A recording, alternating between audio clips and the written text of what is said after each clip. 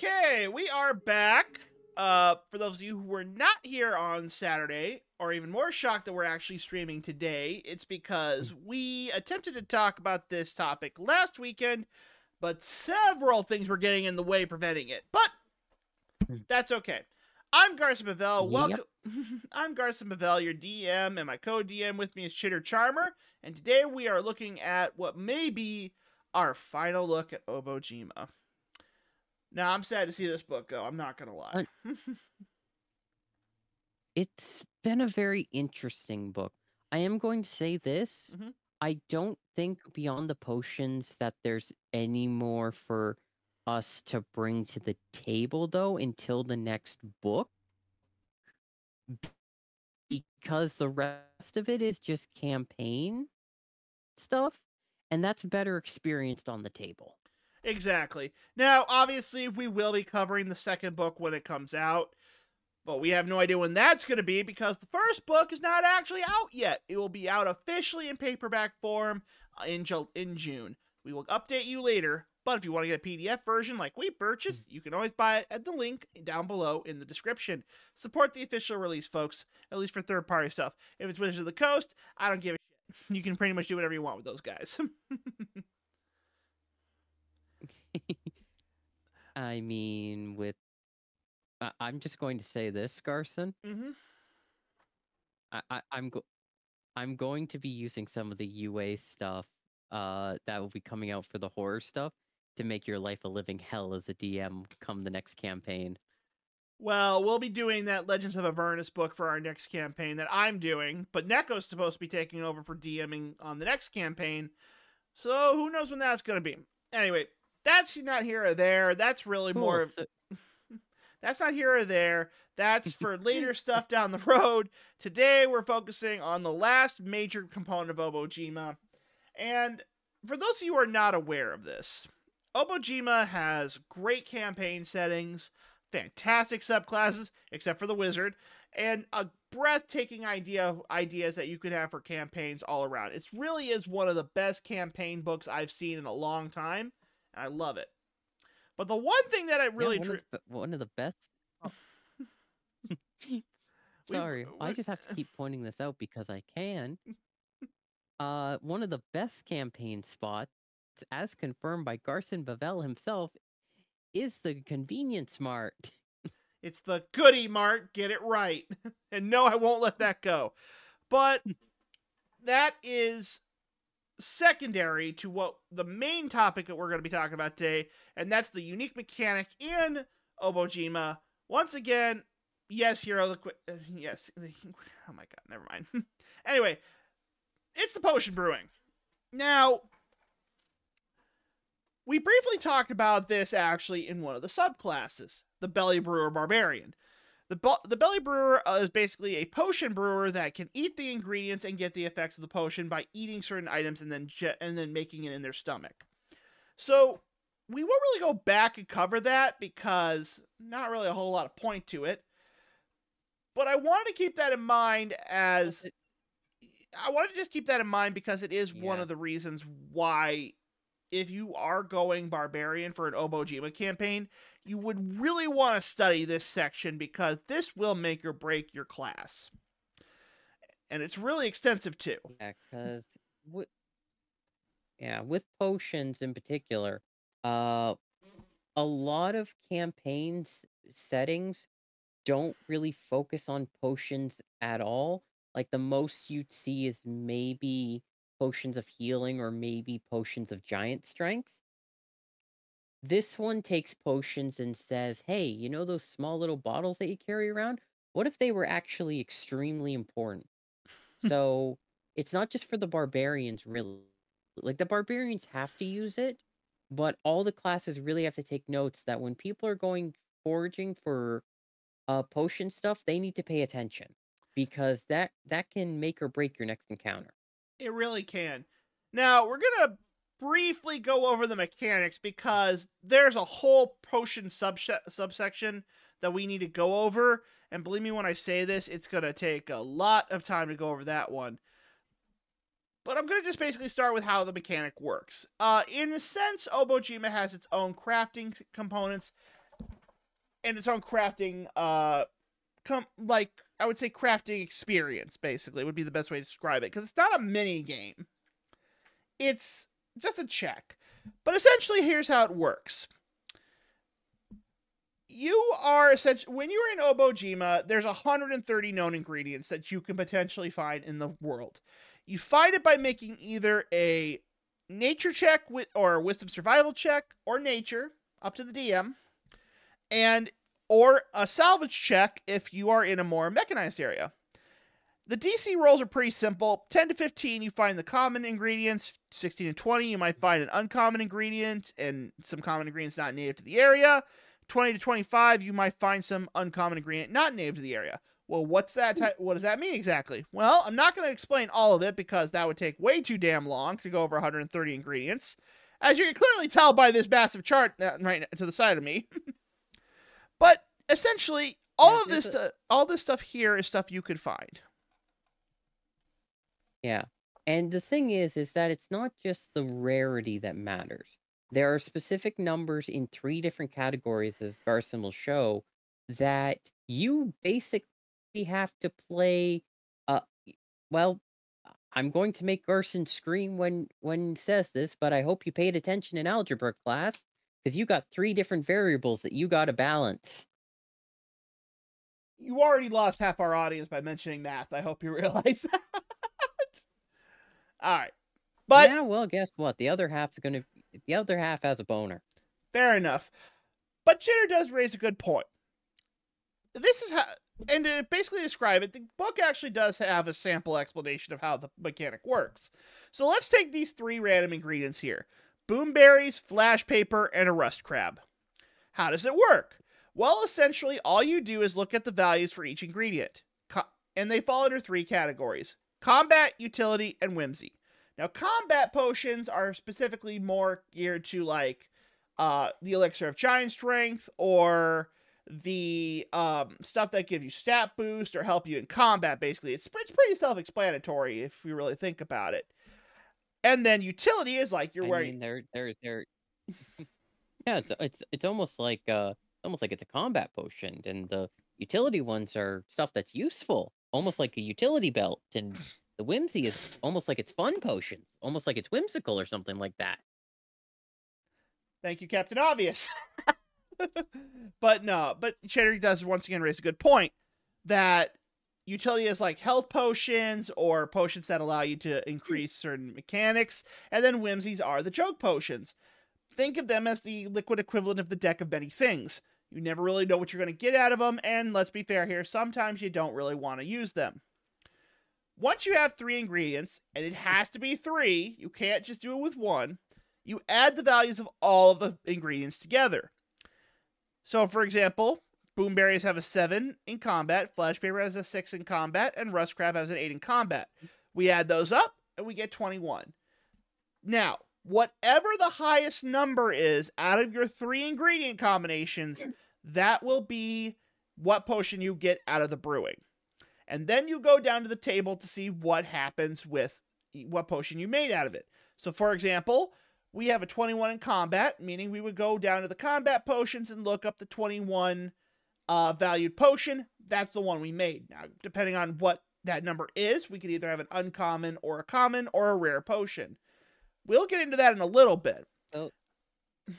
So well, let me just ask a question, just for the people who would be the most curious.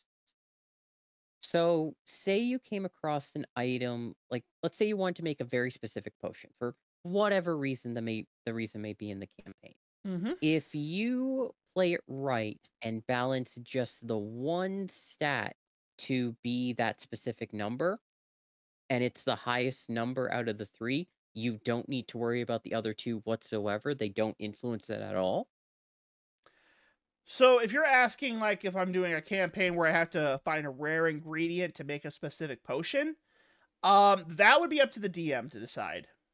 But like the 19 and 4 don't play a part in the 21. No, they don't. It's only the highest value that determines the potion. Okay, so that kind of sets up something kind of interesting where again, I hate to lose half the audience, but you got to do some balancing there because if you accidentally come out of it with say utility 1 point higher than the combat you were looking to get, it doesn't matter if you get the right number with combat. You're sitting with a utility potion that you aren't really quite sure you wanted.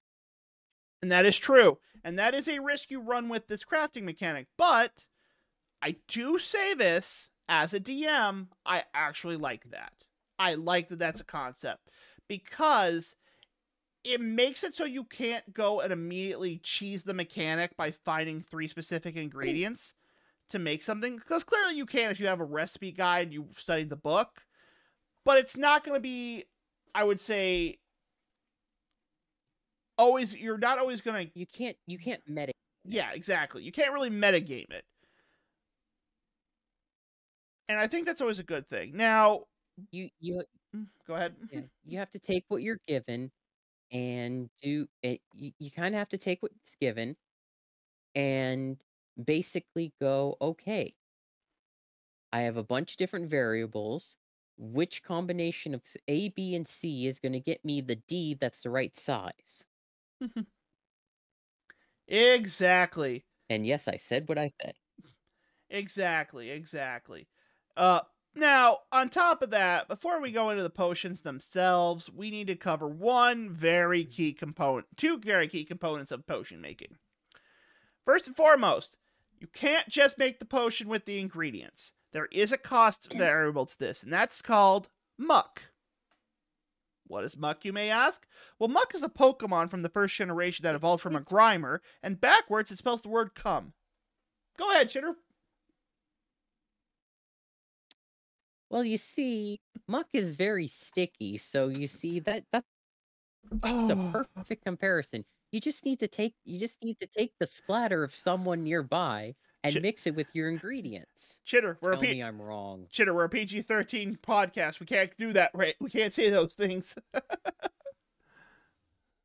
Okay. Literally looks at the last thing we covered. Never mind. You know what? You got a good point there. But what is the muck? Well, it's just the short word. It's just a short phrase for the gold investment to the potion.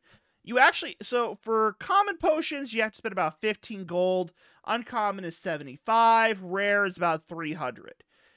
Now, that's not cheap, especially at low levels. Yeah, but to be completely honest, that's actually very reasonable, especially because that's very well balanced with other things. Like for example, if you were to just straight up buy the potion, so like any potion in a D&D Beyond setting, basically if you were looking to get a potion that would like refill itself, kind of like a decanter or whatnot, you'd be paying about 500 gold for an uncommon. And if it was like an actual potion, like a potion of healing, you'd be paying about 250 gold for it. So the fact that that's 75 is actually pretty reasonable considering you're putting in the majority of the effort. Along with the rare one, the rare is actually, I believe, 5,000 gold or 2,500. So the fact that you're putting in that effort to get the rare ingredient is really shown in that. So I like that I understand that it does come with that quote unquote significant investment. But for any player of D&D who looks at it for more than 10 seconds, they'll realize, hey, sure I have to put in this effort of looking, but it pays itself in not breaking my goddamn bank over and over, you goddamn son of a bitch. Exactly. Now, the next thing that we go on to is basically, well, what happens if I drink more of these than one a day? So the game basically breaks it down like this. Everyone can drink one potion that you can make a day, regardless if it's a combat, whimsy, or utility potion. The problem is if you drink more than that. Basically, for every potion past your first one in a 24-hour period, you have to make a Constitution saving throw. It's a DC 13. And that's for one. Yeah. fail it, you get some if you fail it, you get some really cool and wacky things to happen. Oh, sorry, did I say cool and wacky? I mean dreadful and absolutely terrifying that you never want to have happen to you ever. Right. But that's for the first potion past your first one. So at 2, it's a DC check of 13. 3, it's a DC check of 15. It increases by 2 every pass the first one. And it can go to 17, and then go to 19, and then eventually you'll get to 21. And so eventually there is going to come a point where you can't drink a lot of that stuff. And that's not and that can be really detrimental for some low constitution classes. Okay, like let's just put all cards on the table right now. If you're chugging 5 to 6 potions a day, not only do the potion gods love you, the dice gods love you, and your DM's staring at you like you have loaded dice. I just kept rolling all these nat 20s. I don't know how it happened. Yeah, let's put all cards on the table. If you're making saves with a 21 constitution needed and you're drinking your 6th or 7th potion, the DM is going to at some point give you the look of hand over your dice. We're rolling with mine. Exactly. Now, if you do happen to lose the Constitution saving throw, there are some effects, as Shitter mentioned. You can clearly tell there's a table for it. We're going to quickly go over this one real quick because I think some of these are funny. So it's a D10 table, pretty self-explanatory. If you roll a 1 on the D10, what happens is sand fills your mouth, making it impossible to speak. The effect lasts for 1 minute. Okay, that's not a bad. That's pretty. It's not great if you're like a spellcaster, sorcerer, wizard, cleric who have to have a verbal component to your spells. But if you're like a rogue or a ranger or a barbarian, then yeah, it's not as bad. See, if I were to run that effect, I would actually make it impact the martial characters a little bit more personally to give that disadvantage. Like say for example, while you have sand in your mouth unless you spit it out, you have disadvantage on either attack rolls or stealth rolls depending on what you're doing and depending on the class. Because I'm just going to come out and say it. The fighter may not get as much trouble with, like, say, like holding a sword, but good luck shooting an arrow if you have a mouthful of sand. Gives new word meaning to the term pocket sand, just saying. This is the opposite of that action. Spit sand, away. Anyway, second level, or second misstep. If you roll a 2 on the potion mishap table, you lose the ability to use your arms so they turn jelly-like in nature. This effect lasts until the end of your next turn. Okay, so immediately this one is like, I drop the weapon, which means I gotta use an action to pick it up. I can't attack. I can't cast magic. I can't do anything, really. So I think the that class could be a that would problem. be the least affected. Yeah, I think the class that would be the least affected by this Mhm. would actually be the bards. Don't they need to perform to use their magic though? Like on their instrument? Not with the I'm just gonna come out and say it. Vicious mockery is verbal component only. Okay, well that's one turn, which granted that's you're right. At least they have something to do on their turn. But Yeah, vicious I'm not saying mockery. that they won't that they Yeah. yeah, I'm not saying that they won't be affected. I'm saying that out of all the classes, the bards surprisingly, again, given their versatility, this kind of checks out, but they have the fastest I have at least something I can do ability. And it doesn't even cost them a spell slot. Nah, that cantrip has been fun as hell. But you're right. Uh, You're right. But everyone else who gets this effect, you're pretty much screwed because you can't punch as a monk, you can't wield your weapon as any material class, you can't cast magic as a sorcerer or a mage or any of that. You're pretty much limited to verbal stuff. yeah. As a DM, for monks specifically, monks would be the second one. I would rule that you can't use your key, but you can use unarmed strikes because those are with your feet or your head. Well, You just no. can't use your. No, because to use like unarmed strikes and fury of blows, you have to land an addition. You have to use an original like unarmed attack and land it, and then you can follow up with a fury of blows. Right, but aren't you still kicking? Like kicking with an What am unarmed I? strike for What the am I, first one? Sanji from One Piece? What the hell? No, I'm not going to be kicking. I mean, unarmed strike never specifies that it has to be with the fists. It's an unarmed strike. I'm just look. First of all, let's take the unarmed strike out of the equation for a little bit and look at like Path of the Open Palm monks.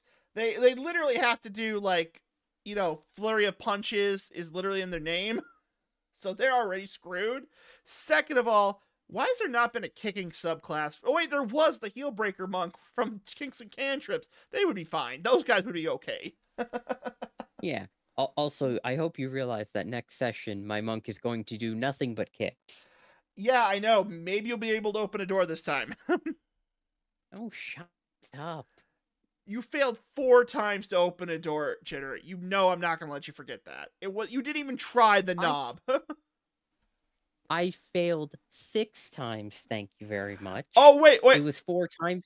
It was 4 times in one go, thank you very much. Did you ever occur to Look, you if to you're just going to go if you're ahead? going to regale them with tales of my failure, at least make sure you get the failure right. Well, I mean, I was trying to make it sound a little less bad, but okay, self-report yourself if you want.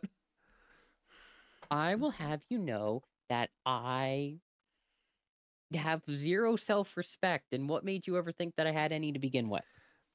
I don't know. Anyway, point is, all you can do is kick for your next turn. Anyway, if you roll a 3 on the D10, your vision blurs and pops back into clarity. Only now all creatures look exactly the same to you and are indistinguishable except by touch. Okay, so that one, I don't know if this would be a scenario where it could play out, but I can imagine that disaffecting the barbarian, and in a rage, he's already got like tunnel vision. I think this would also be the fact that he would be attacking allies that way if it was like against a creature. What makes it fascinating for me is, and this is how I would rule it as a DM, is that any spell that requires sight, that has the phrasing where it's like, oh, you can choose creatures of your choosing, or allies don't get affected, or something to that effect. I would rule that as the DM that you can't do that while that effect is going on, because everyone looks the same. So that puts a lot of powerful spells that would normally not be a problem, at significant disadvantage. Even meta magic is affected. The careful spell. You're right. You know I would what? rule you. I would rule you couldn't use that for a very obvious reason. Who is the ally? You got a point there, actually. I like that actually as a concept, as a homebrew upgrade to it. And besides, like I said, this would be if you got to this stage by chugging all the potions, there needs to be consequences. You can't just get away with like chugging some of these potions, which by the way, a lot of them are really funny. I took a look at the Whimsy one. I think we should do that one first because that one you're gonna love. But number 4 on the D10. Let's save it for last. Save the fun stuff for last. All right. Get through the boring stuff first. Fair enough. Okay. So number 4 on the list is if you get polymorphed into one of 6 different small creatures, and you are stuck that way for about an hour, I think polymorph lasts. Yes, polymorph does last for an hour. Now, here's the thing. Mm-hmm. This one I could actually see a party aiming for, in a very desperate situation. And there's a reason for that. That creature is under the normal effects of polymorph. So, if needed, if this is a desperation gambit, like there's no way to escape through normal means, You get transformed into one of those tiny critters, you're not seen as a threat. You're able to escape just fine. Again, I'm not saying that it's a good tactic, but if there's a 10% chance you get out versus a 0% chance, well, Well, I don't think you need a genius brain to know which one I'm taking. okay, here's my only issue with that. First and foremost, you need to drink multiple homemade potions. If you're in a jail cell, I don't know how you would have that, but let's say you did. Then you need to fail the Constitution saving throw. Then you need to roll a 4 on the chart, and then you need to roll the d6 to land on the animal that will help you escape. I just don't see that happening. It is like the logic of that happening. If that did, I think the DM would suffer statistic damage from like, okay, how the fuck did you pull this off? Yeah, here's the thing. And this is the reason why my brain immediately went to it. It's actually reminiscent of a very real is problem the right word in our society? No, it's dilemma. This one brought to mind, this is a fun way of representing a very unique dilemma that we have in our society. Mm-hmm. And it actually has to do with AI actually. And I'm going somewhere with this, okay? Okay, go ahead, because I would love to see the line of logic on this one. Okay. So, I remember hearing this argument about why people would code risky AIs that had a, a greater chance of harming humanity than helping it. And the reason being is that if it was coded correctly, despite the lack of troubleshooting, it would be a boon to humanity with the potential to live forever.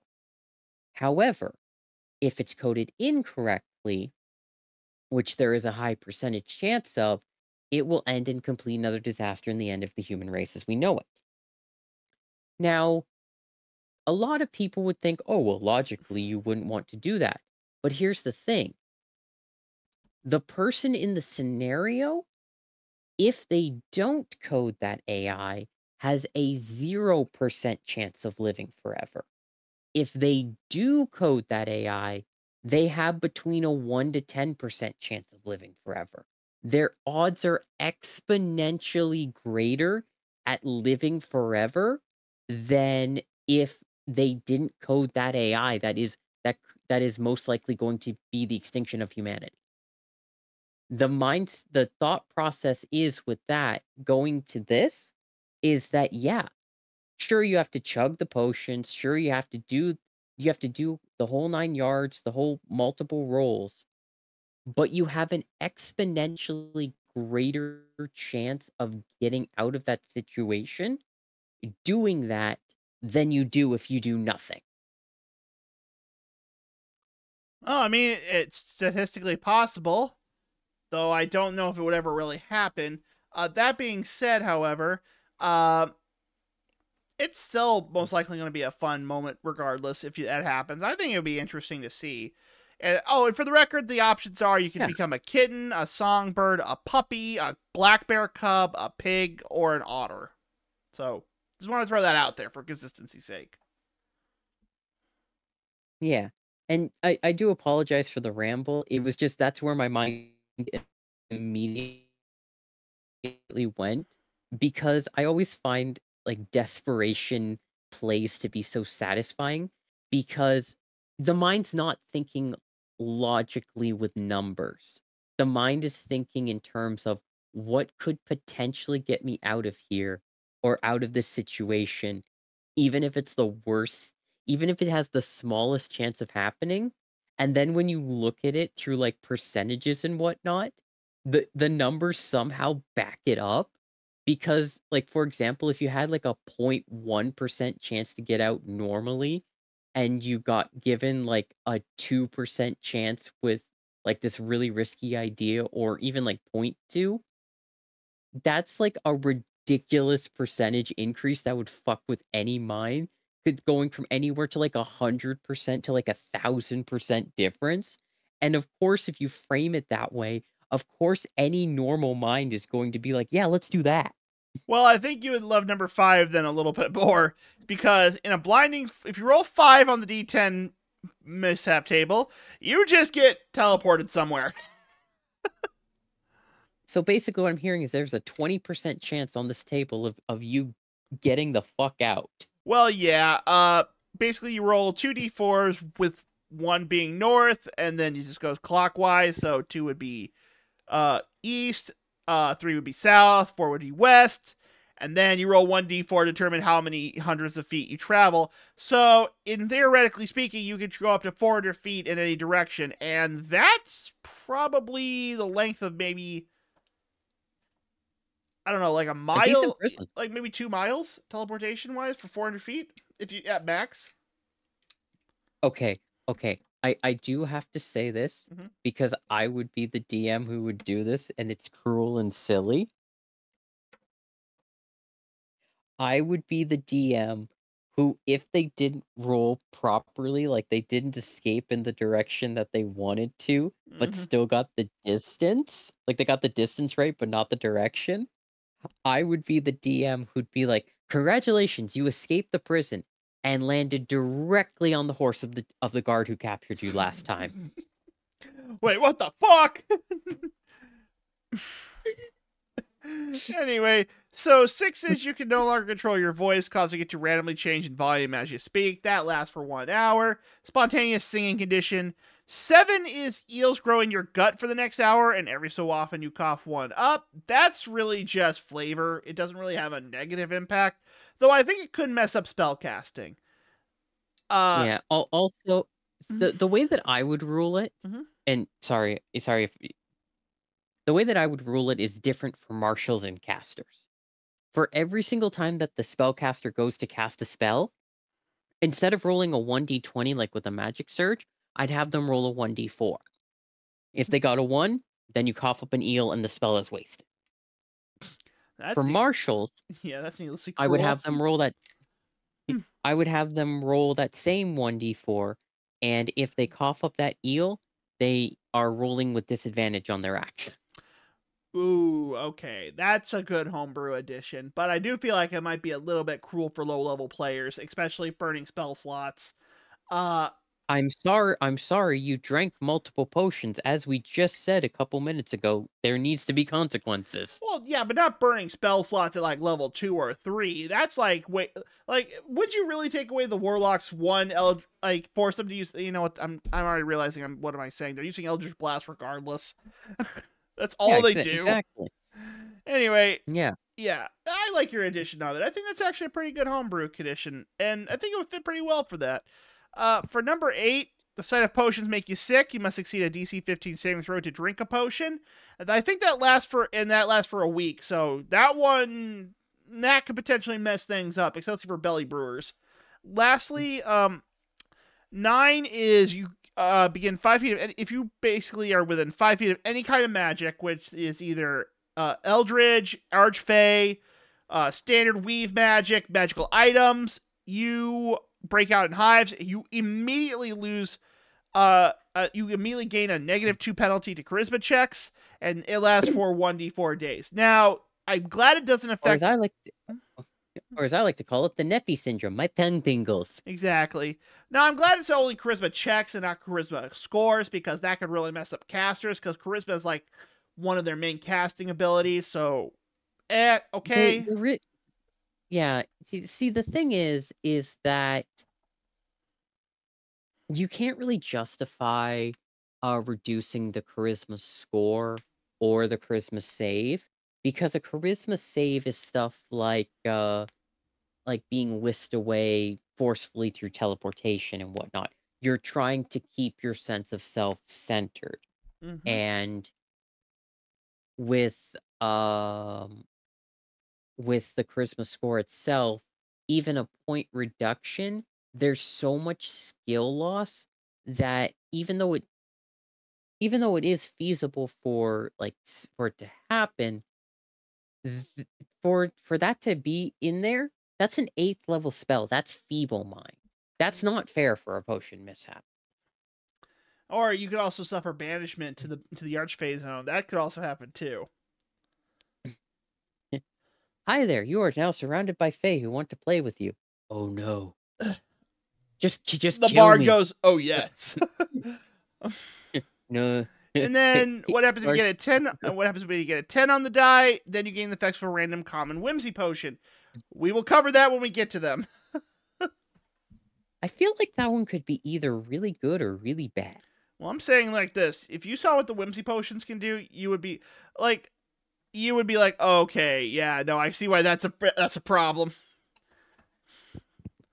But I like this. The potion brewing itself is actually pretty good. I like it. And there's a lot of really cool things that you can do with it. But obviously, just because you have a mechanic, if you don't have anything worth it, you aren't really going to use it. So with that being said, let's take a look at some of the potions that you can make with the mechanic itself, starting with the combat potions. Now, we already kind of went over this last time in our failed attempt to go over it, so we'll kind of speed run these ones because a lot of them are pretty good. Some of them are pretty nice. So, for example, let's just start with the first page, and then we'll work our way down. Rabbit speed basically gives you within seconds of downing the potion, you feel that you basically are lighter and have a spring in your step. For the next 10 minutes, your walking speed is increased by 5 feet. Which, if I may, Mm-hmm. I've been kind of thinking this one over in particular. And I love the fact that it's at 1. And there's a very particular reason why I love the fact that it's at 1. Because this is, for lack of a better term, a discounted free Expedious Retreat. And basically, you get additional movement for free for just downing a potion, but the requirements to make it are so specific because you have to get a 1. You have to get a 1 and zeros everywhere else. It's so fascinating. It is, and there are ingredients that do have zeros in their stats blocks, but again, it's 130 ingredients, and all we would really be going over is this one has ... This one is ... and common. This one is ... and uncommon, and that's just boring as hell. So if you really want to see what kind of ingredients you're looking with, I strongly recommend getting the book. But at the end of the day, you're the DM. You could even make an ingredient to go into this, and it'd be pretty easy to find. It's up to you entirely how you do it. I will say this, and most players are going to have a moment of ew. But this is Obojima, so what else do you expect? The item that has pure zeros across the board while still being a functional item is a vial of earwax. And seawater. Yep. So all you got to do is find a combat item with a 1, mix it with some seawater and your earwax, and ta-da! Now you drink it. And have fun with that. And don't forget the 15 gold of muck you need to add to this as well. Yeah, you need your cum, you need your earwax, and you need some seawater. And then yeah. I don't want to throw up, so I'm not going to be thinking about it. I'm not going to lie. I hate earwax. It's the grossest thing of the human body. It makes me, I don't want to think about it. It's just, and that's why I don't eat Birdie Bots every flavor of beans. I had an earwax one once. True story. I was literally throwing up out of the side of my car after I ate that for like 20 minutes straight. It was so gross. damn, would you say I could say you're waxing poetically about it. I'm not. No, fuck earwax. That shit's gross. I'm sorry. Earwax is the grossest thing that we've produced on the human body. Hey, at least I'm lending you an ear about it. Will you shut up with the puns? You'll summon silent. Anyway. You can't break into the recording booth. We both know that. That's fair. They'll find a way. Anyway, next up on the potions is Weapon Master Elixir. This one's actually pretty good. Essentially what it does is it lets you, any weapon you're currently equipped with, when you drink it, you'll become proficient with for 24 hours. Oh, no, it's actually with a melee weapon of your choice. So it could be any weapon you pick, just so long as you drink the potion. And 24 hours is pretty long. I'm sorry, did you almost say drink the weapon?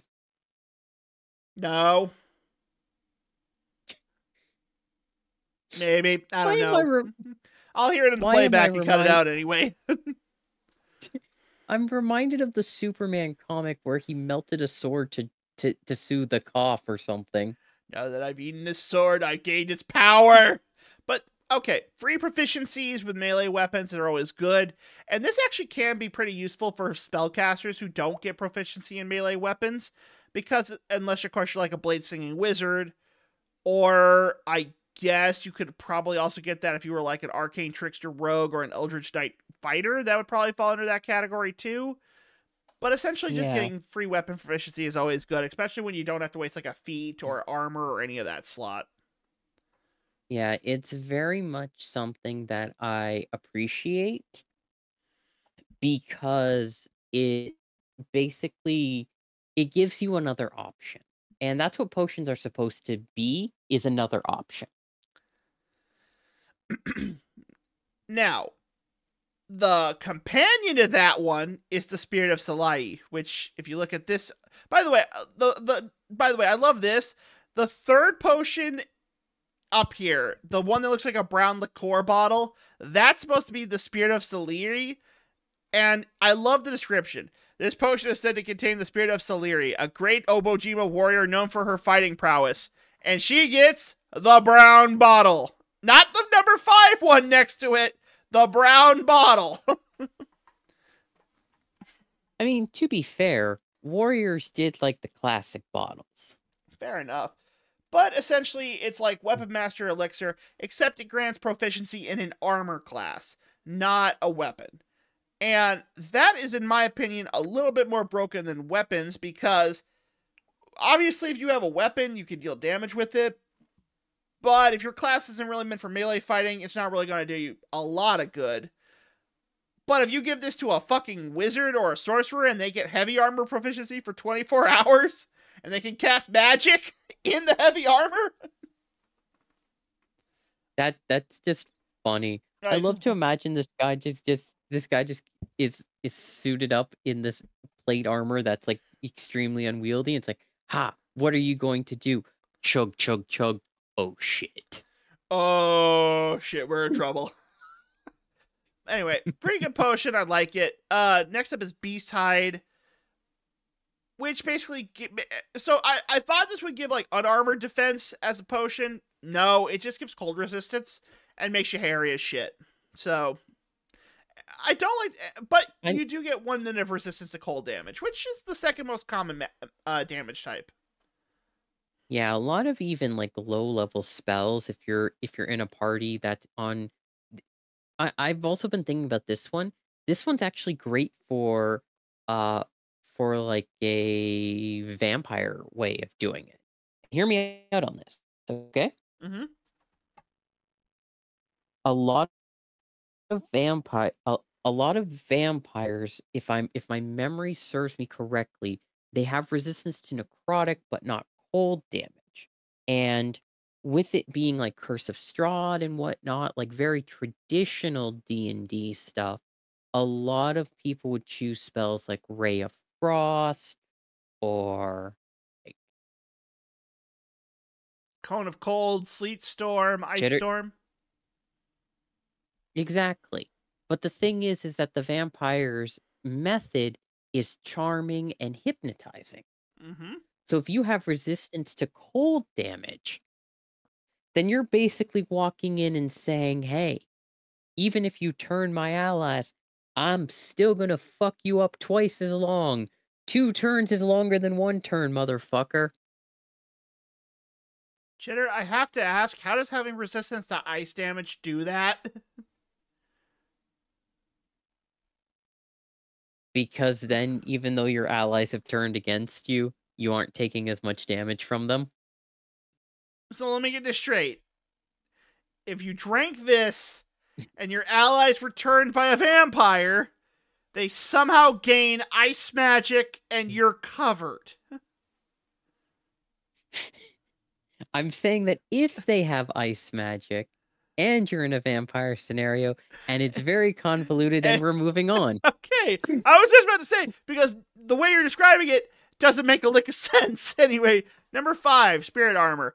Magic, it's mage armor in a bottle. It lets you basically, if you have if you're not wearing armor, this gives you an AC of 15, which is really good. Yeah, for a lot of casters who can't wear armor, like sorcerers or wizards, dex is not a focus. So this is basically mage armor with a +2 to your dex, which is insane for those kinds of classes. Now, it only lasts for about an hour, which is about... well, that's actually a pretty good amount of time for a potion, not gonna lie. But it does end That's early if you don any armor, so you can't put any on. Yeah. But I will say this. Shields are separate from armor. That is an actual raw thing.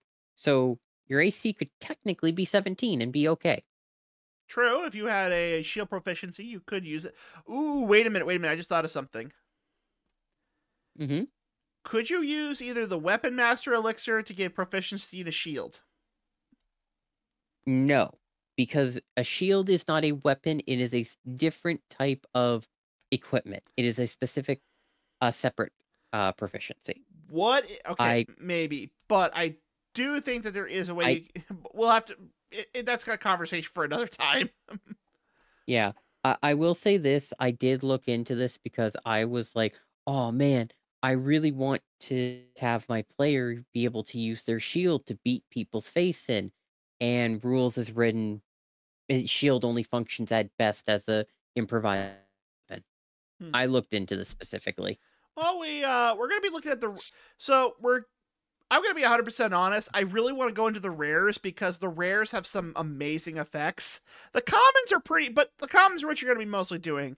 We're not going to go over all the potions because we would be here for 4.5 hours, obviously, and we don't really want to do that. We want to give you a sample of it. So, displacement field. Yeah. This is like the blur spell. Yeah. Basically, if you drink this until the start of your next turn, all attacks against you are made with disadvantage. Not just melee or ranged, all attacks. That's ranged, melee, and magic attacks. So I kind of like that. But there is something to note, just really quickly. Mm-hmm. This does not make your saves with advantage. If you're getting hit with a fireball, you are getting hit with that fireball. Right, but you do have disadvantage on it hitting you, which I think is a good... Which for a potion, I think giving a temporary blur effect is pretty good. So I like that one a lot.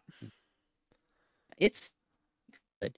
It's just, don't go walking into that one going, do your worst, fireball, fuck you. Boom. Okay. Never mind, fuck me. Okay, so these ones are pretty... So that's the first page of common combats. Now, this one has there's a lot of combats. There's like 30 potions per category. So 30 common, 30 uncommon, 30 rare. So you can tell there's a lot. A lot. Yeah. But I want to go to the rares, okay? Because the rares are fucking amazing. I'm not gonna lie. Do you want to just hit up a few uncommons just to let's be do on the that. safe side? Let's do a few commons. Let's just base it. So here's what I suggest we do. Let's not look at the potions. Let's just look at the bottles and pick a potion number that looks cool, and we'll talk about it. How's that sound? Sure, I'm doing 35. Okay, which is 35 is Fire shield. Oh, fire shield. Okay, so fire shield. This potion burns like a hot tamale when you drink it. It fills you with a fiery strength. The next time you would take fire damage... Never mind, I cannot have it. What do you mean you can't have it? Oh, right. You've repeatedly said that you can't handle paprika, so you can't handle this. But basically... Nope. Oh, okay, but this is actually pretty good. So, the next time you would take fire damage, you take no damage and regain hit points equal to half the damage you would have taken. So, that's actually pretty good. I like that one a lot. So basically, you could walk up to like a red dragon and go, fuck you, you can't do shit to me. Glug. Well, you can, but the effect will only last either 24 hours or until you regain hit points with it. Now, that being said, however, if you go into a fight and you don't have any damage, I think that means that it would last until you take damage and then regain it with the fire ability based on the wording. So you could be so you could be immune to fire for at least a day if you plan it right. So what I'm hearing is that if I charm the red dragon, as long as I have enough fire shields, I can survive. Well, at least you're wrapping it up. Anyway. Now I'm going to go with number 38. Don't hit me, juice. When thrown at a creature you can see within 30 feet of you, the bright pink elixir breaks, cutting the creature in juice. The target must succeed a DC 16 wisdom saving throw or be pacified for 1 minute. A pacified creature can't attack, cast a spell that afflicts an enemy, or deal damage to another creature. The target can repeat the saving throw at the end of each of its turns, ending the effect on itself with a success. It's a pacifism grenade. So basically what I'm hearing is that it is all around sanctuary in a bottle. It is. It probably is. But a DC 16 saving throw is not a lot to beat, but it is a wisdom saving throw. And as we have said before, you either use wisdom or you don't. You really don't ever keep wisdom around for any other reason. Yeah. So if you're aiming for like a spellcaster with that, good luck. But I will say this is that I would refrain from using it on spellcasters at all, including the ones in the back lines. Because it pacifies them, but it doesn't remove their abilities altogether. It just says they can't attack, cast a spell that affects an enemy, or deal damage to another creature. They can still buff allies. They can, but you can use this on a dragon. And they might have good wisdom, but there is a world where they don't pass that saving throw and they can't do anything to you. I get 10 chances to get that dragon deep. Anyway, so for the next patch of uncommon combat potions, we got 6 more here. Pick one, and I'll pick one, and we'll go over it. Which one do you want to look at? I want to do 44. All right. Ooh, you know what? I'll do 42 because it looks like a pumpkin. So 44. Enhanced Static Shock. Okay, so this is actually the upgraded version of a common potion called Static Shock. We briefly went over it in our last attempt at this video. Essentially, it gives you a shock shield that if you get hit, it deals damage back to them. This version, however, immediately after a creature touches you or hits you with a melee attack made with a metal weapon in the next 24 hours, you can use your reaction to send a charge of static electricity back at that creature, dealing 3d10 lightning damage to it. Once you do so, the effect of the potion ends. That's amazing for a free ability. Okay, I'm just going to say this because I am a nitpick. I like to nitpick. Mm-hmm. That is not static electricity. That is just a straight up lightning bolt in a bottle. Fair enough. I do agree with you on that one, but it's a good ability nonetheless. I mean, granted, I'm not Go ahead. I'm not denying its usefulness. I just love the fact that they're like, yeah, it's just some static electricity. Don't mind it. Bzz, could kill like 8. Yeah, it could kill like between 8 to 10 commoners if rolled really well. Well, it'll only deal 3d10 to 1, but it's basically you can drink it, and if you get hit within the next 24 hours, you will deal like a free lightning bolt. I can't argue with that. But the thing is, it says even if a creature touches you. So basically, if someone you don't like puts a hand on you, you can just go, fuck you, you're fried chicken now. And you use it with a reaction, which means you don't use any action or bonus action to do the ability. Great potion, love it. But 44 is going to be kind of hard to make on the chart because now we're getting into like the high tier levels of ingredients. You're going to need some uncommon ingredients for this one. Now, I picked the 42, which is the Pumpkin Patch Guard. Chitter, I'm going to level with you. I love this Yeah. potion. I love it. I'll tell you Oh, gee, why. I wonder why. No, we're not bringing that nightmare back. We buried that a long time ago. But yes, if you What are you shut talking up. about, No, Garson? no, You no. want to fit? Let You want? me explain. Don't ruin this for me. Okay? I love this because when consumed, the warming harvest beverage transforms your head into a jack-o'-lantern. With your newly formed eyes, you can cast a cone of glowing light, which causes creatures in a 15-foot cone to be under the effects of fairy fire. At the start of each of your turns, while the effect lasts, you decide the way the cone faces and whether the cone is active. The effect of this potion lasts for 1 minute. It's the Jack Skellington potion. I like Jack Skellington. Now, do you want to fill everyone in on that pumpkin problem? Not in this video, I don't. Anyway, moving on. Now, again, more upgraded stuff. This one, all right, pick a potion. We'll each pick one, look at it, and we're basically just want to give a sample of what you could do with this mechanic, because there's just so much to go over. We would be at this for at least five more videos if we had to go over each one individually. Yeah. I like 50. I would actually ask for 50 to be in our current campaign. Okay. I'm going to go with 48. So 50. Demon skin. Oh, metal. All right. Uncorking this potion, you are keep reading. I know. I'm reading. You are immediately assaulted with a powerful, pungent, acidic odor. Once you drink it, your skin takes on a glowing burgundy hue and your eyes become sickly crimson. For 1 minute, you gain +2 to AC, resistance to cold, fire, and lightning damage, as well as bludgeoning, piercing, and slashing damage from non-magical. Oh, come on. And what's that last sentence, Garson? Sorry, dog was barking. Anyway, and then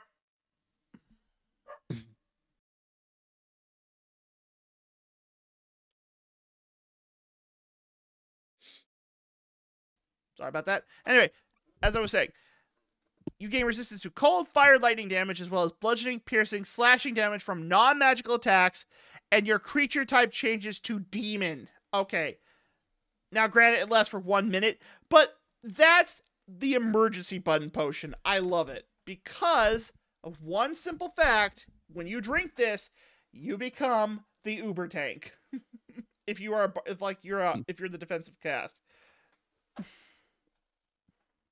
Yeah, this one is the epitome of like, this one is Tasha's transformation in a bottle.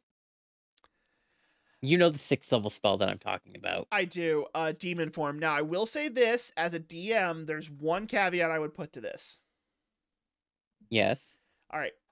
If you drink this as a cleric or a paladin, you immediately receive disfavor from your god or patron. I would rule that it would depend on the god or patron, because it would be really fucking awkward for a demonic being who you swore an oath to or worship, like, for example, Asmodeus, for Asmodeus himself to rise up and be like, "You turned into a demon. That's a bad thing for you to do. Bitch, what the fuck you talking about?" Okay, granted. If you get like a great old one patron, or if you're like a god of, or if your god is technically a demon or devil, that's fine. I wouldn't rule it that way.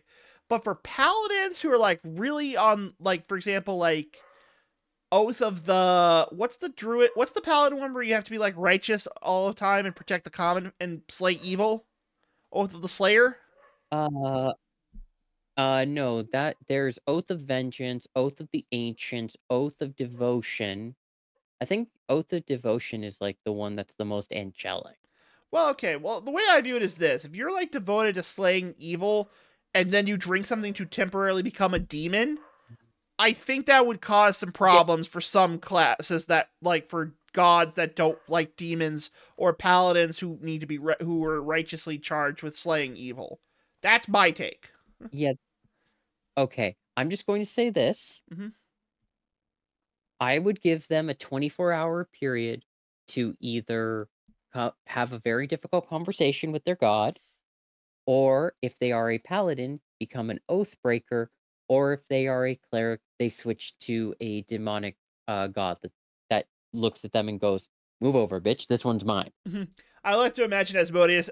Okay, I now have a headcanon moment where a cleric drinks this to save themselves, and as it's ending, Asmodeus is like, "Well, well, well, you're mine now."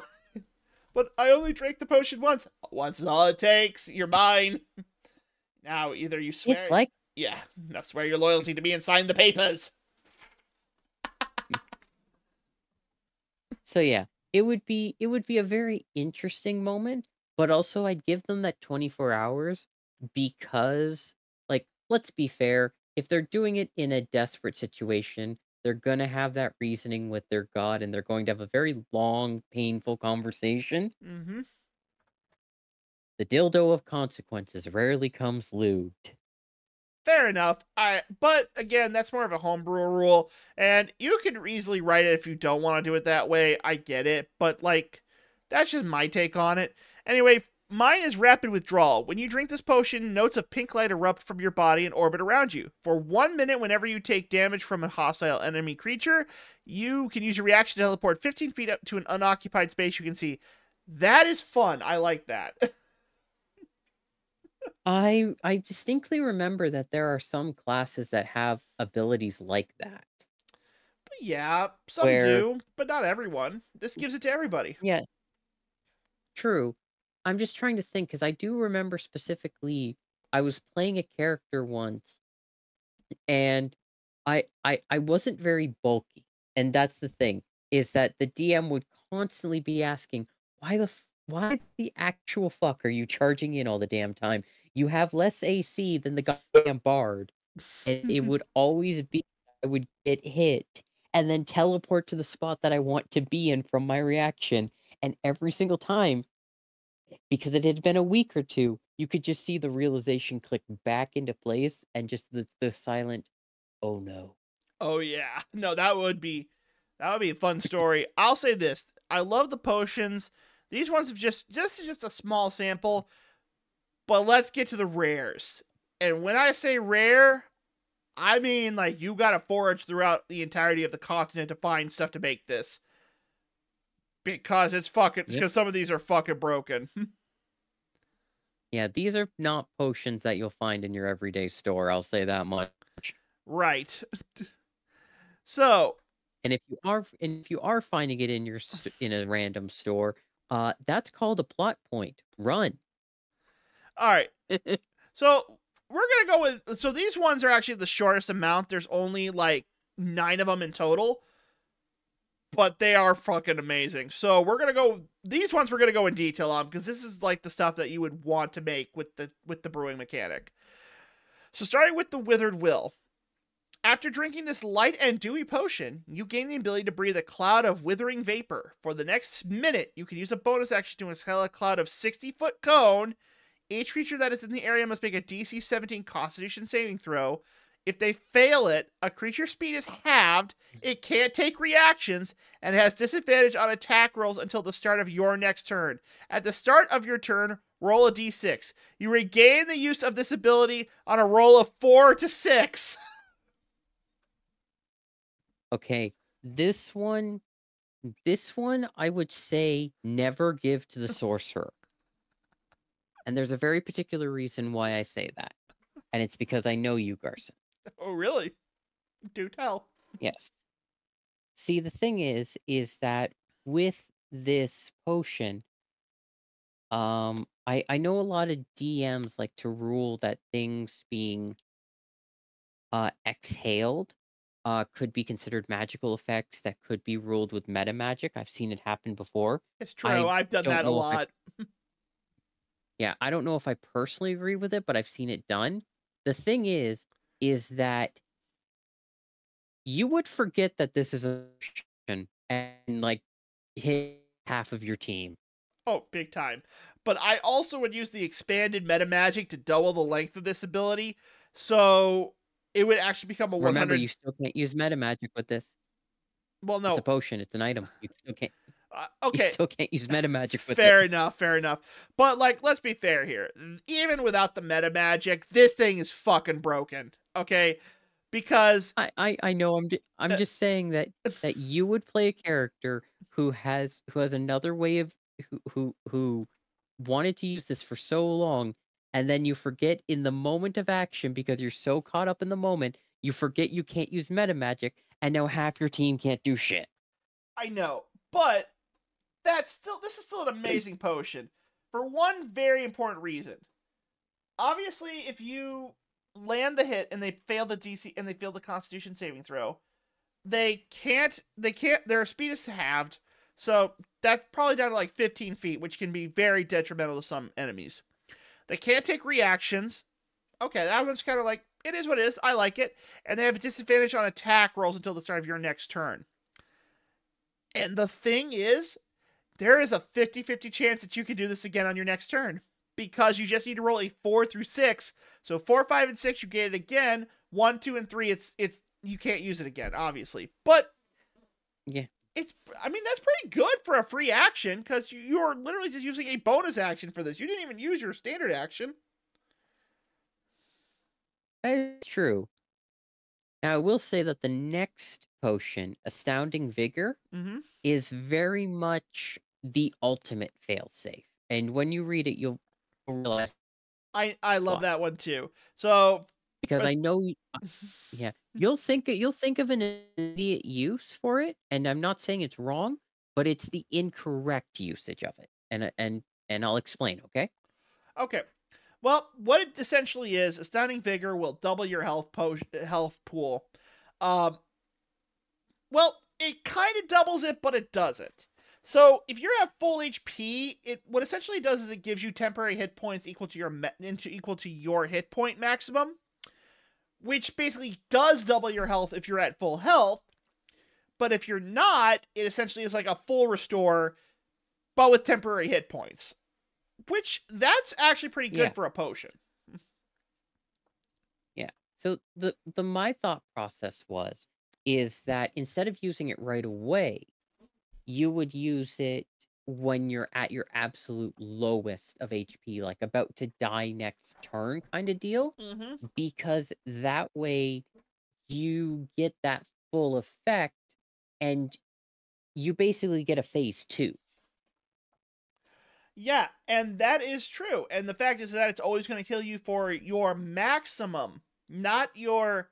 Well, okay, again, it's not healing you, but you'll always get temporary hit points equal to your maximum. So if you get this to like a paladin or a barbarian, they could easily get up to 120 health. Yeah, and that's just from the potion. Like, if their con score is as ridiculous as it should be, Mm-hmm. you're going to be looking and going, huh, that's a triple digit I've never seen before. Why does it have a 4 at the end? I don't want to be strong like men who are pretty. I want to be strong like bitch that fight bears in the woods. That's what this is. Essentially, you're fighting bears in the woods with this. It's a simple potion, but simplicity does not mean it's a bad one. In fact, I think this is probably the most useful out of the combat potions, just because of that that again. I know it's temporary hit points, but it does feel like a full restore, basically. It basically is, because here's the thing with temp HP that a lot of people seem to forget. That, yes, it is temp HP, so you don't get to keep it. But the thing is that you still, as long as you have 1 HP, that temp HP is still part of your HP pool. It's And true. it doesn't matter if you come out of a fight with 1 HP or 100 HP. If you're still alive, you're still standing, baby. Well, the next two, yeah. And let me just say this one more time. It's a very good potion. I think if you were going into like 15th level combat scenarios, you would probably spend like maybe a good hour and a half find the materials to make this, because it's worth it. Just to give everyone at least one of them. Okay, everyone, we're going in to fight the dragon. Take this. Why does it have a worm in it? If you are going to die, you drink this shit, okay? That's all I'm going to say.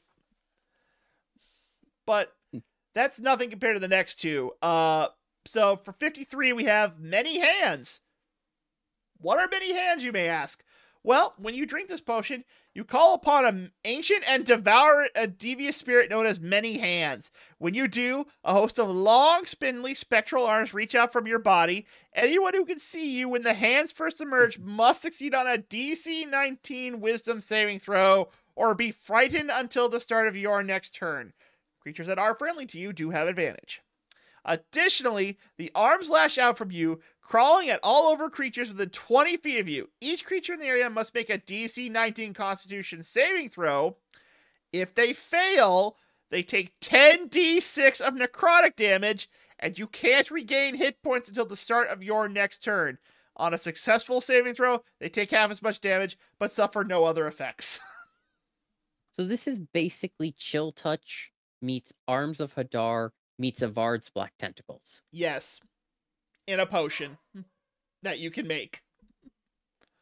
Yeah, this is kind of Broken. You know, that reminds me of a character of an OC that I made that was an eldritch being who was like white ashen skin, a single glowing purple eye, and had all these black inky tentacles coming out of them that ended with a multicolored eye at the end of each of them.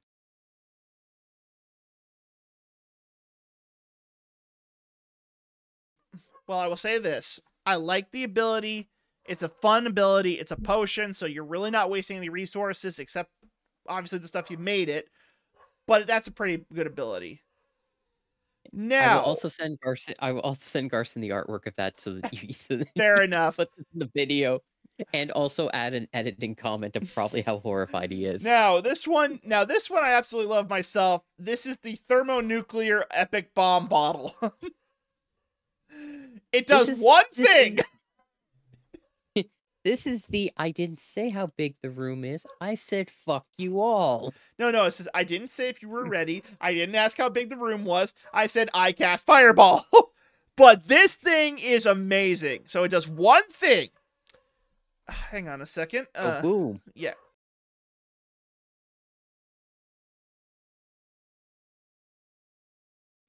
Sorry about that. Anyway, this thing does one thing powerful, and that is you throw it, they have to make a DC 19 saving throw, dex saving throw, or they take 20d6 of force damage on a failed save and 10d6 on a successful one. If you throw this into a room, nobody is surviving. Look, all I can imagine as a DM to introduce the idea of a really, really bad guy into the campaign that's been affected by the corruption. Look, I know this is bad. Is just someone who used to be well-renowned walking into a tavern that the party's about to go into, and you just hear a scream and a loud explosion, and you go from there.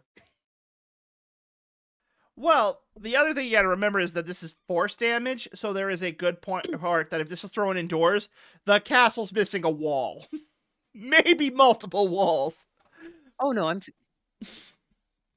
I was saying the tavern, like the tavern would be completely gone. The party's just heading like, oh, time to head to the tavern. Time to head to the plot of land. What the fuck? No, it's gone. Our tavern exploded. But these 4 potions should set the tone for all the rare potions, and we still got about 5 more to cover on the combat one. So 55 is Essence of Great Rivers. The crystal clear potion captures the essence of the 4 great river spirits, Mu, Go, Yawn, and Din. And for the next 24 hours, you can call upon their strength to aid you. If you fail a saving throw, you can choose to succeed instead. And you can do this 3 times. You get legendary resistance. You get 3 legendary resistances, which is ridiculous. I know, for a bottle with a fish on it. I mean, look, I don't care what it looks like. if I'm allowed to have 3 legendary resistances, that dragon is going to be my beat. Exactly. It's a simple ability, but once again, simplicity does not mean bad. It means that you have options with it. And I like the fact that you get 3 legendary resistances in a drink that lasts for 24 hours. And you'll probably use all 3 of them before that happens. Oh, wait, no, it's a saving throw. I thought if this was ability checks, this thing would be fucking amazing. But saving throws are still very good. Yeah. Like if you have the chance to just succeed on saving throws, you can take risks that you wouldn't normally dare take. Exactly. And then we have Carla Cackletooth's Corrupted Cocktail. Try saying that 4 times fast. But when you pour this out, it basically summons 10 corrupted mucks, which are at your beck and call. So basically, I don't really think there's what would be the equivalent of this actually, because you get to summon 10 10 pseudo fiends to fight for you. Yeah, something like that. I do think we may have to look at this later, and future Garson, please pull this up if you find it. The stat block for a muck. It's probably in the bestiary. We'll pull it up and put it. I'll edit it in for the next video, in this video. But yeah, but 10 of them can be pretty good. And even then, if the mucks don't do a whole lot, you're summoning 10 of them. That's a lot. Yeah. Yeah. You know what? Now moving on to Hunter Speed. One last thing on the potion, on the Corrupted Cocktail, and I just want to point this out because I think this is amazing.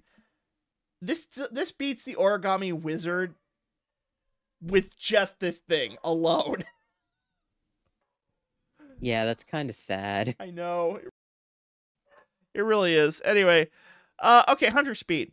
When this Amber Potion is consumed, you gain the abilities of the Hunter, one of the great beasts of the Obojima. Roll a d4. For the duration, you gain a flying speed of 90 feet. Whenever you take an attack action, you can make an additional number of attacks equal to 1 plus the number rolled on the d4. This potion lasts for 1 minute. There is a world. Yeah, you get 5 attacks from this thing. Wait a minute. Whenever you take the attack action. Okay, I'm just going to check something really quickly, okay? Okay. Because...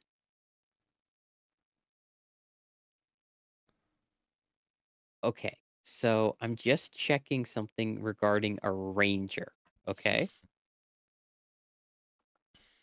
Now that sounds weird, I know. But there's a particular reason why I'm doing this. Also, excuse me, a little bit of a disclosure, but I like the bottle art for this one. It's a heron wrapped around a bottle. I love the artwork on the potions. They're all great. It's really great. Oh no, that could be terrifying. All right, what is it? So basically, it's a fighter ranger combo. So action surge and the extra attack. Yeah. Which would qualify for that a number of additional attacks because the extra attack is taking an additional attack action. So you could potentially turn 5 into 10. And then there's action surge, so 20. And then at 11th level for the Hunter Ranger, there's volley. So you use your action to make a ranged attack against any number of creatures within 10 feet of a point. You're breaking up, Cheddar. You might need to repeat that. In your weapon's range, you make a separate Cheddar, for each target. Cheddar, you're breaking up. You need to repeat that. Okay. My apologies. Is it all good now? No. Yeah, it's a little better. Go for it. Okay. Cool. Thanks, Discord. Mm-hmm.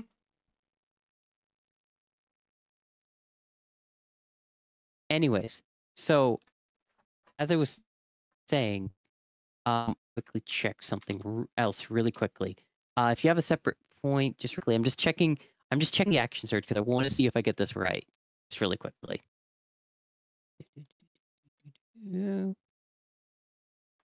Um,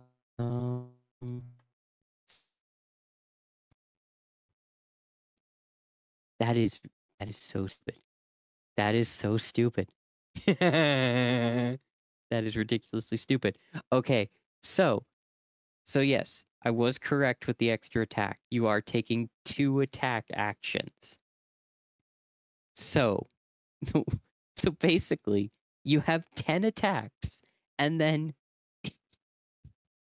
action search to make it 20. And then with the volley, you make a ranged attack against any number of creatures within 10 feet of a point you can see within range. So you're just hitting each creature within 10 feet of a point 20 times.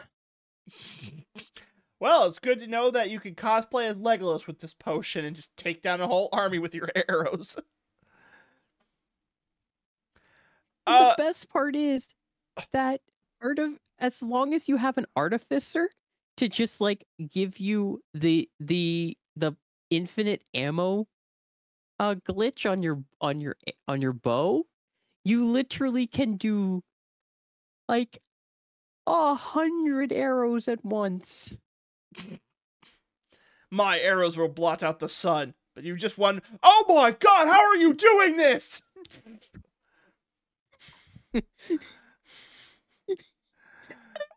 I'm crying because 10 feet, I'm just trying to think of a point within 10 feet, so within 5 feet, so there's 1, 2, 3, 4, 5, 6, 7, 8. I think there's 8 spots around at that at what would be considered the 10-foot range. I think it's 8. Yeah, it has to be 8.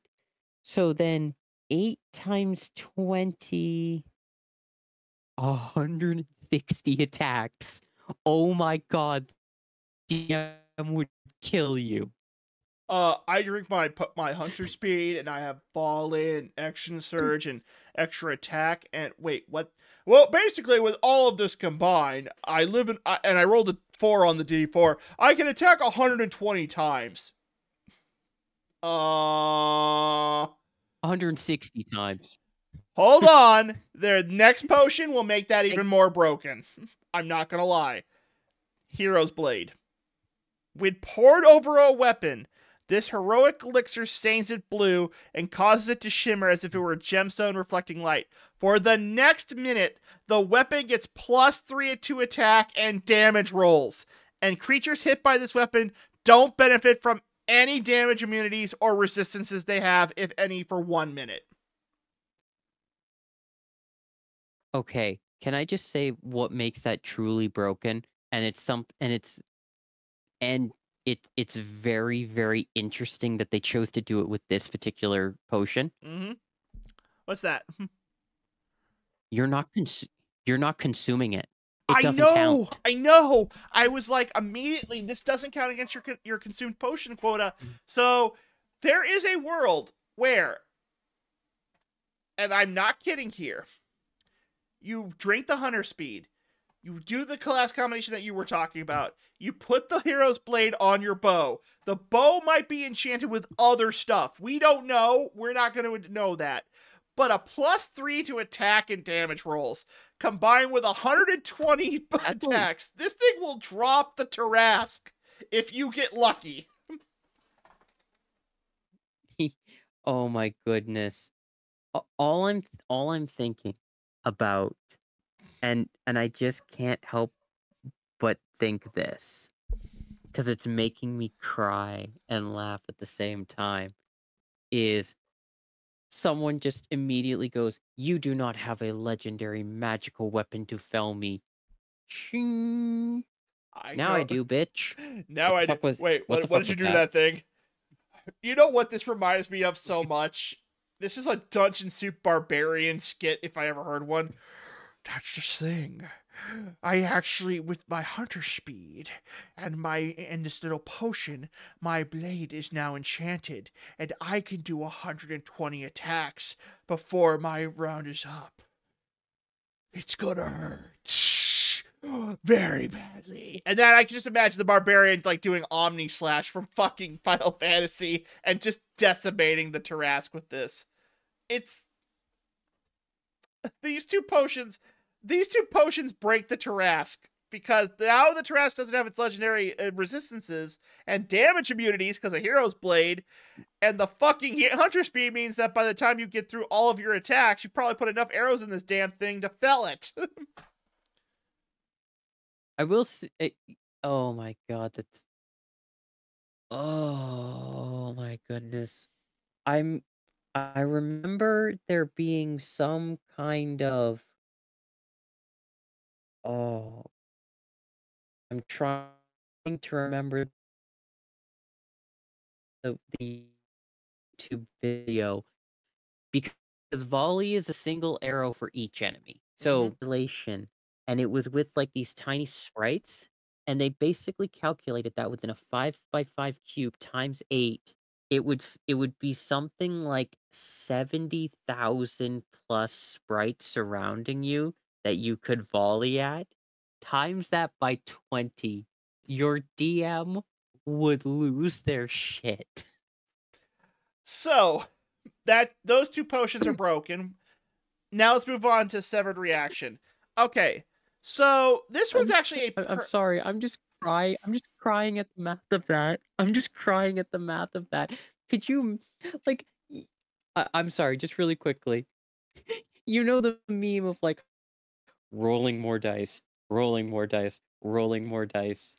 Like, imagine having to roll.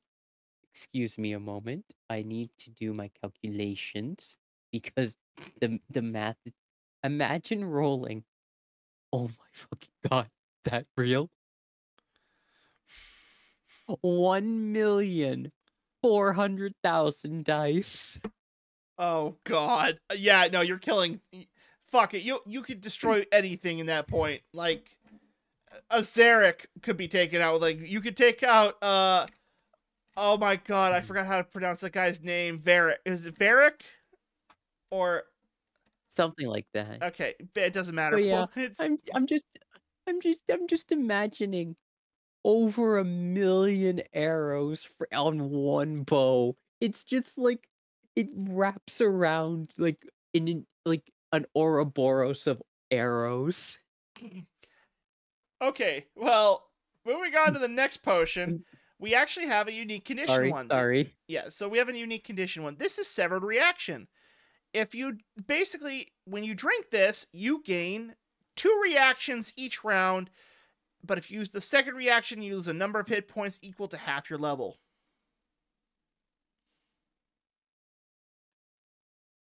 And it also is permanent and doesn't count against the number of potions you can have affecting you. Well, So, I was kind of hoping to see what your reaction would be, and then I would say that last line. But yes, you are correct. It's a permanent.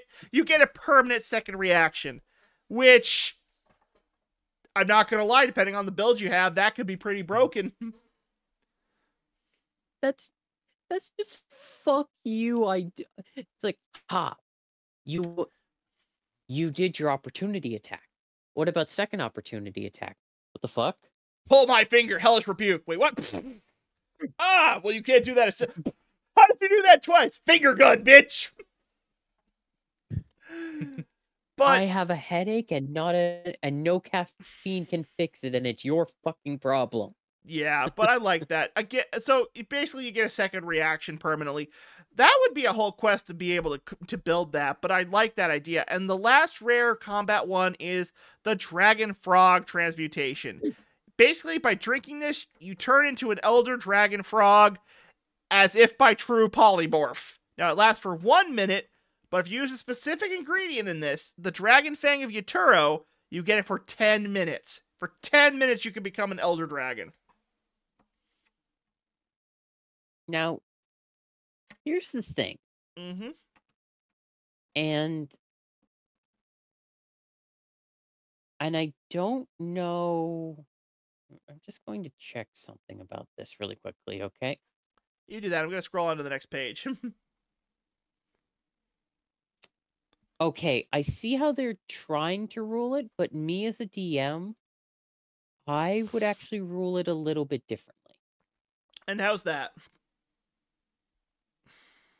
So, there's a ruling in it that if you concentrate on the spell for the full duration, the transformation lasts until it is dispelled.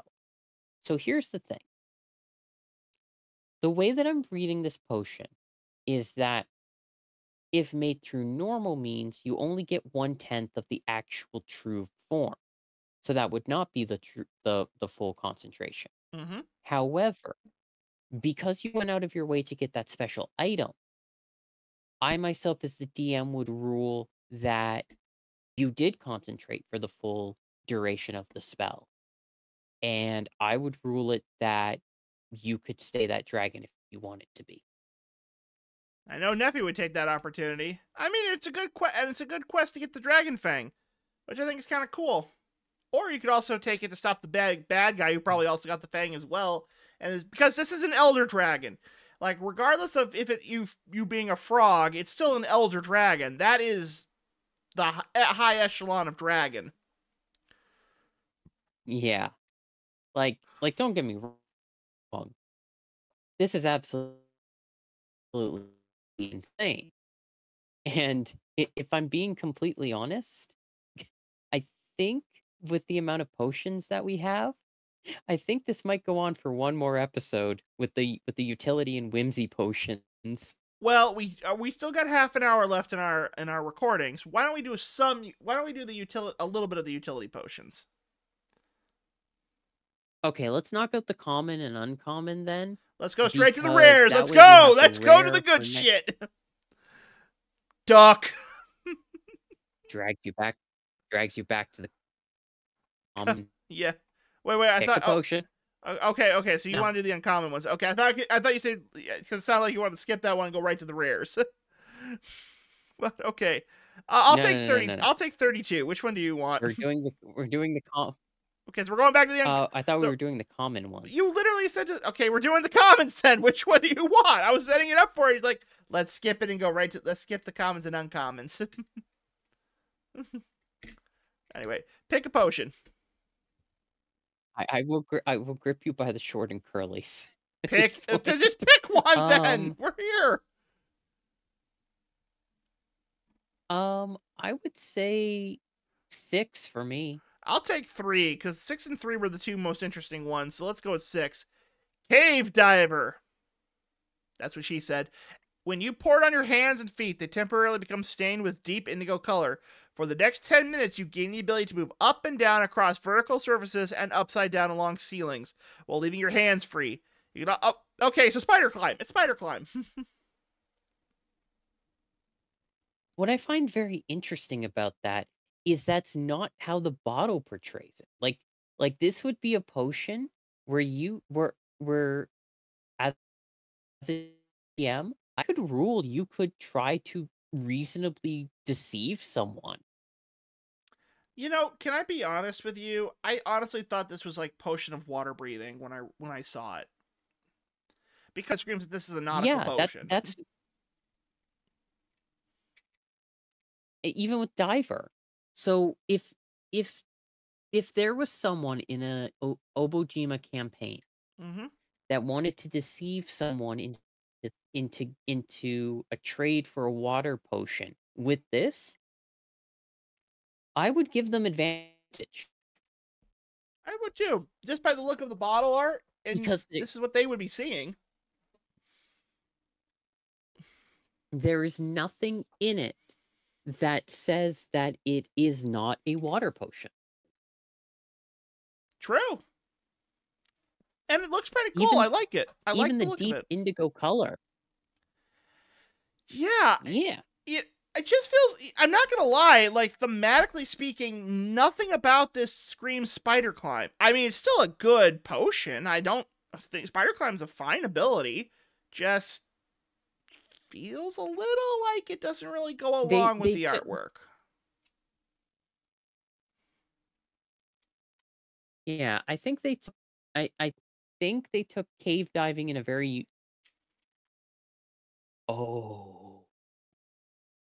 Oh, I know what they're going for, and I love it. All right, share with the class then. Oh. Oh, I okay. Here's the thing. Remember, there is a guild dedicated to exploring the underwater. Swimming Oh, is very difficult. So if you could cling to the ground or the walls of a cave while breathing water through other means that the guild would surely have, that would make your exploration so much easier. you're right. Okay, now I'm starting to get that. That actually now that's Because you're clever now. That's really clever.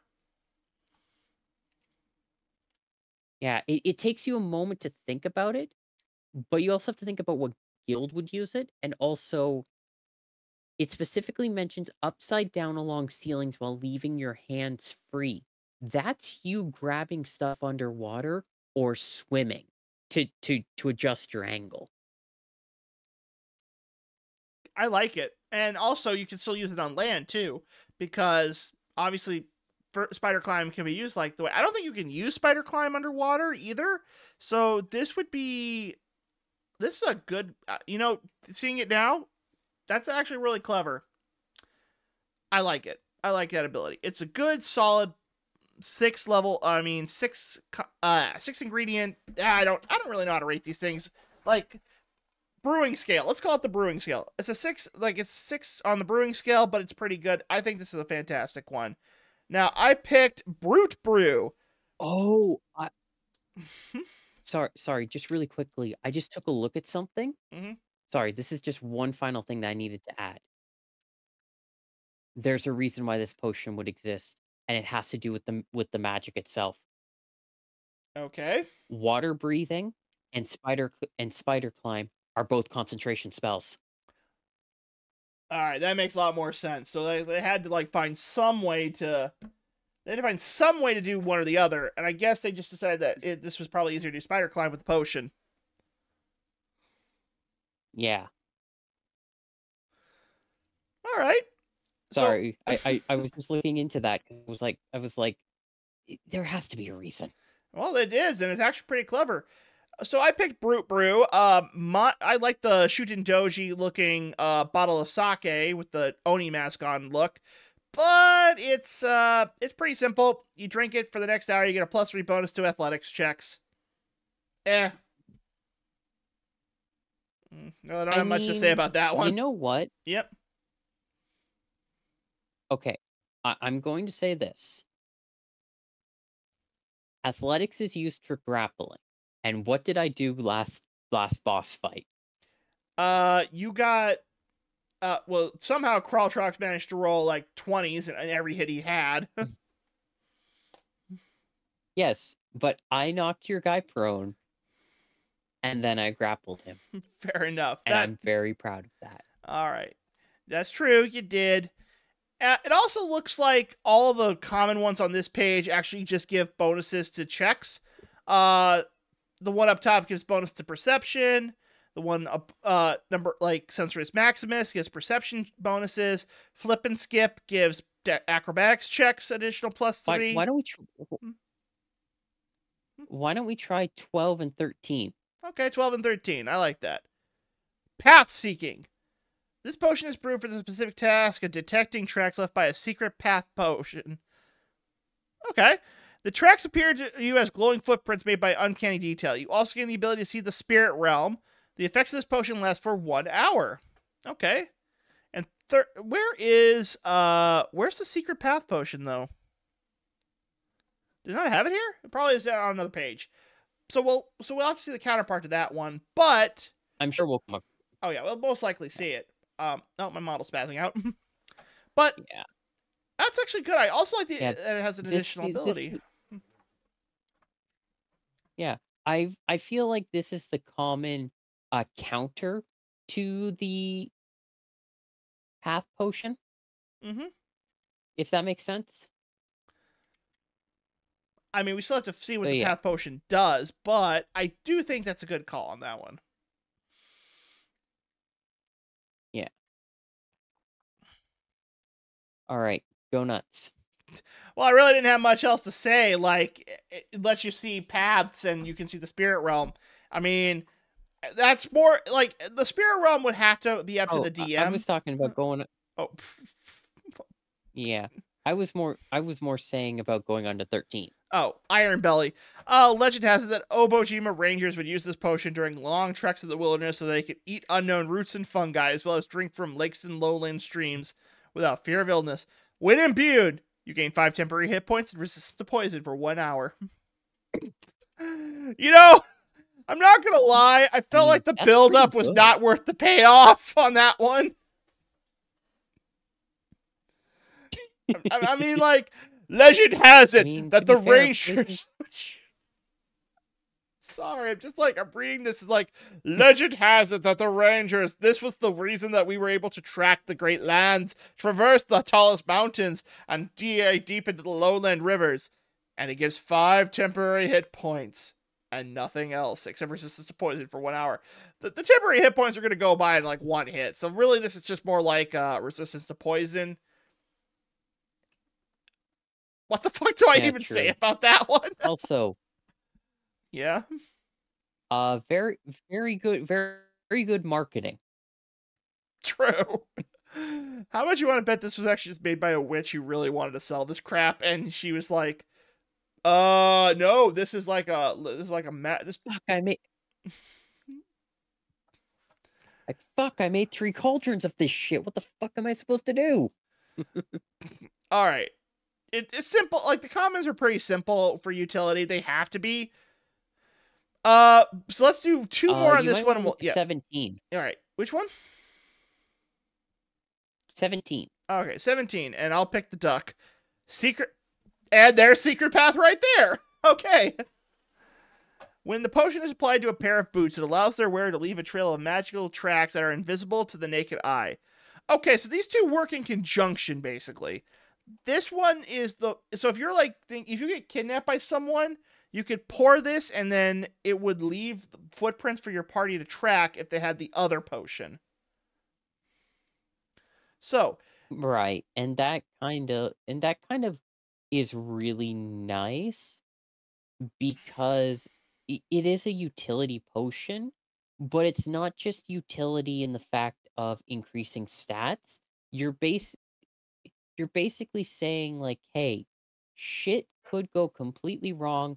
You could do the typical D&D thing and end up in jail, but here is a way for you to at least try to not be a complete dumbass.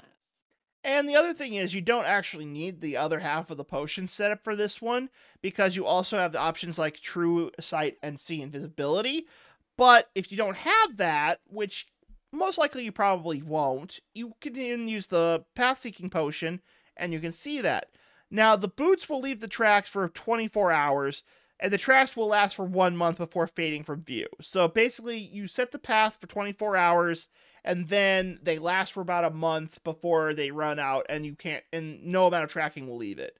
So that's actually pretty good. I like that. And there's a lot of stuff that you can do with that, especially if it's like trying to track down like a prince or maybe a merchant or someone who probably had this. I can see Volo, like in Baldur's Gate 3, have this alongside his invisibility potion when he didn't have the invisibility potion. Oh yeah, absolutely. And then, all right. I think the last one we're going to cover today is going to be, okay, I know I said we're going to talk about the duck one. When you drink this brackish smelling potion, your hands and feet begin to tingle. Within seconds, they turn a bright orange and become webbed like a mallard feet. For the next hour, you gain swimming speed of 40 feet and are able to make very convincing quacking noises. I mean, increased swim speed, great. Now I'm just imagining that scene from Dragon Ball Z Abridged where Krillin goes quack, And then everyone goes, "Ah, yes, the noble space duck." Okay, all I'm going to say is if there was a situation, and again, I know this is very specific, but if you were trying to roll a deception roll, like trying to make someone chase after a duck or something, and you drank this potion, I would give you advantage on that deception roll. I mean, fair enough. Can't argue with that. It's very specific, but also like that's a very specific thing. Well, we'll cover the rest. We'll cover the uncommons and the rares and the whimsy potions next time. I think you're right. We could have one more episode of this, but that was just a small taste of the potions. Like I said, there's 130 known ingredients, so there's a lot of ways to make this stuff. And if the rare combat potions were any inclination, I do want to show what like the rare whimsy potions are, because that stuff will just be funny as hell. But all in all, I like the potions. They're interesting. Yeah, it's great. And I'm going to scroll on down to the utility potions. Oh my god. Oh my god. Oh wow. Chitter? Yeah, we've got another. Yeah, no. I was looking at the rare whimsy potions. Oh my god. I don't even know, like 51. All right, so there's like 51. Okay, wow. Okay, let me just give it. Oh my god. Okay, the first one on the whimsy potion. I'm just gonna read. Can I read one? Just the title of this one potion. Sure. Homegrown. I'm leaving it at that. Okay. Alrighty then. All right. We'll talk about this more another time. But yeah, my last viewpoint is this for Obojima's potion system. While we will have more to talk about, obviously, I'm just gonna say this. We are coming to the end of the Obojima arc of our little campaign, and I got to admit, this book has been fantastic, and I think it's really good that the book is a little bit still underground, but eventually I hope it does get to the point where there will be more awareness of it, because it's a good book.